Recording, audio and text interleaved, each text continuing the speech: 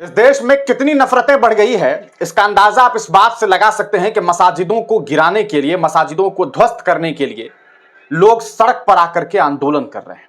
हिंदुत्ववादी दल के लोग आजकल सड़कों पर उतर करके ऐसा ऐसा नारा लगा रहे हैं जो किसी भी तरीके से कबूल नहीं किया जा सकता। और यह सब कुछ सिर्फ भारतीय जनता पार्टी के शासित राज्यों में नहीं हो रहा है।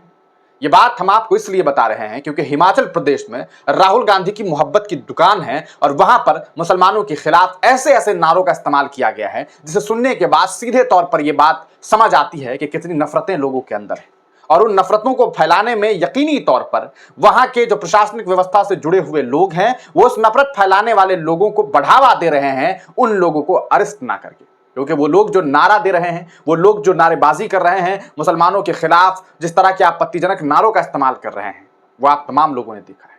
हिमाचल प्रदेश के संजौली से खबर निकल करके सामने आई थी, शिमला के संजौली से, कि वहां एक मस्जिद जो 4 मंजिल की बन गई, उस मस्जिद को ध्वस्त कराने के लिए, उस मस्जिद को शहीद कराने के लिए हिंदुत्ववादी दल के लोगों ने आंदोलन किया, सड़क पर उतरे और मुसलमानों के खिलाफ नारेबाजी की। यहां तक कि कांग्रेस के एक मंत्री के द्वारा उन लोगों को समर्थन दिया गया।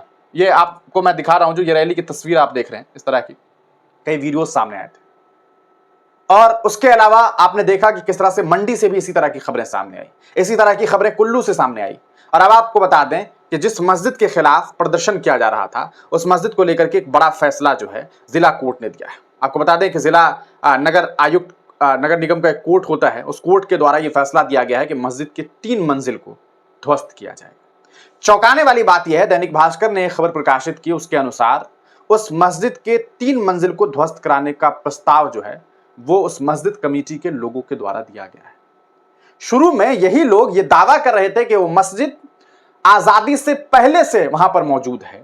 फिर अचानक इस तरह के फैसले मस्जिद कमेटी के द्वारा कैसे ले लिए गए, ये भी एक बड़ा सवाल है। ये सवाल इसलिए है क्योंकि जिस मस्जिद के कागजात दिखाए जा रहे हैं लोगों के द्वारा, ये बताने की कोशिशें हो रही है कि देख लीजिए ये तो सदियों पुरानी मस्जिद है। उस मस्जिद के शहीद कराने के लिए, उस मस्जिद को शहीद कराने के लिए, उस मस्जिद की 3 मंजिल को गिराने के लिए प्रस्ताव मस्जिद कमेटी के द्वारा कैसे दे दी गई।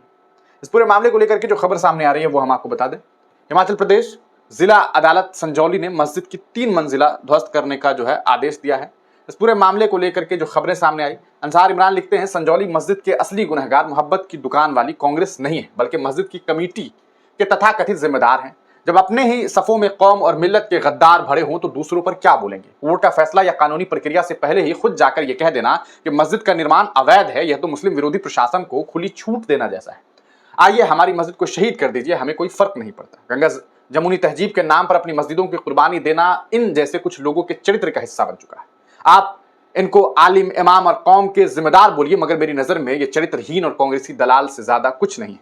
यकीन मानिए, अगर मस्जिद अक्सा इन लोगों के पास होती तो ये धूर्त मक्कार कब अपनी रीढ़ की हड्डी झुकाकर किबले अव्वल को थाली में रखकर भाईचारा के नाम पर सत्ता को पड़ोस देते।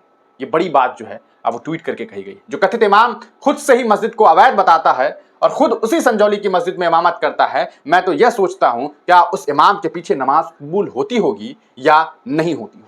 यह जो अपने ही अकल के अंधों ने संजौली मस्जिद के मामले में खुद को तुर्रम खा साबित करने की कोशिश की है, वह यह जान ले कि हिमाचल प्रदेश में उस कुंठित और जोम्बी रूप भीड़ को आपके मुसलमान होने की वजह से ही आपसे नफरत है। अब यह मामला केवल एक मस्जिद तक नहीं थमेगा, बस इंतजार करिए कि आपकी कितनी मस्जिदों को टारगेट किया जाएगा और उनको शहीद करवाया जाएगा। उससे भी बढ़कर उनको आपके मुसलमान होने से तकलीफ है तो तैयार रखिए अपने पलायन की।